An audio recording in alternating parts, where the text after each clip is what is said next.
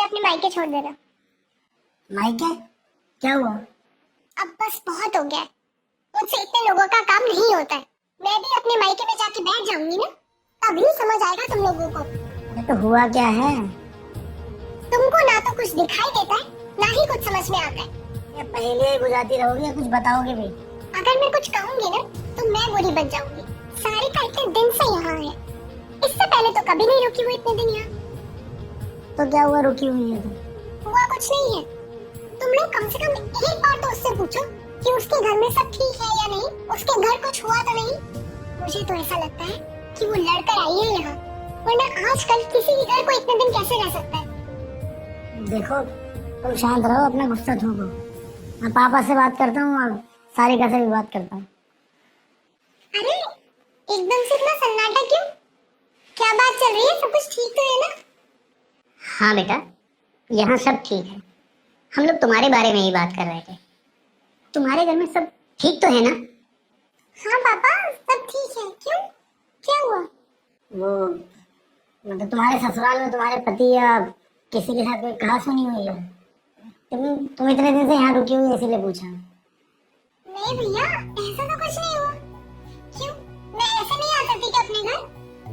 अगर तुम्हारे यहाँ रुकने की कोई वजह है तो तुम हमें बता सकती हो। अब लड़की इतने दिन मायके में रुकेगी तो आसपास के लोग भी बातें तो बनाने लगते हैं ना। तुम्हें पता है, कल पड़ोस वाली आंटी ने तो मुझसे पूछ ही लिया कि सारिका के घर पर सब ठीक तो है ना। मैंने तो उनसे कह दिया कि सारिका का जब तक दिल चाहेगा तब तक वो अपने मायके में रहेगी। अब मैं कौन ही होती हूँ पूछने वाली। हाँ बेटा, अगर तुम्हारे ससुराल में कोई बात हुई है तो तुम खुलकर बताओ। आस पड़ोस को तो पता नहीं, लेकिन मुझे लगता है मेरे यहाँ आने से भाभी को ज्यादा प्रॉब्लम है। सारिका, ये कोई तरीका अपनी भाभी से बात करने का? भैया आप तो ना लेने दीजिए। सही तो कह रहा है वो। देख बेटा, हमें तुम्हारी बहुत चिंता है। चिंता? इन लोगों को मेरी चिंता है, तभी तो इन्हें मैं यहाँ खटक रही हूँ। और पापा, मैं तो ये भूल ही गई थी कि अब ये मेरा घर नहीं रहा तो क्या हुआ, मैं यहाँ पैदा हुई, यहाँ पली बड़ी, मेरी विदाई यहीं से हुई। और ठीक ही तो है, लड़की तो पराया धन होती है।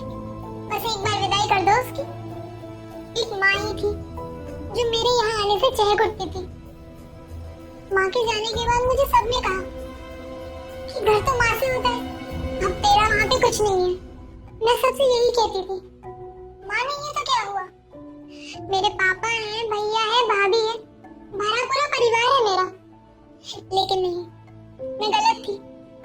किसी ने सही कहा है कि मायका सिर्फ माँ से होता है, माँ का प्यार कोई नहीं दे सकता। और जहाँ तक बात रही मेरे ससुराल की, मैं बहुत खुश हूँ। मेरे सास ससुर, मेरा पति सब मुझसे बहुत प्यार करते हैं। लेकिन मैं तो उन लड़कियों के बारे में सोचती हूँ जिनके ससुराल में कोई ऐसी बात हो जाए तो वो अपनी मायके से उम्मीद करती होंगी ना, यही उम्मीद से वो घर आती होंगी कि उन्हें वहाँ प्यार मिलेगा,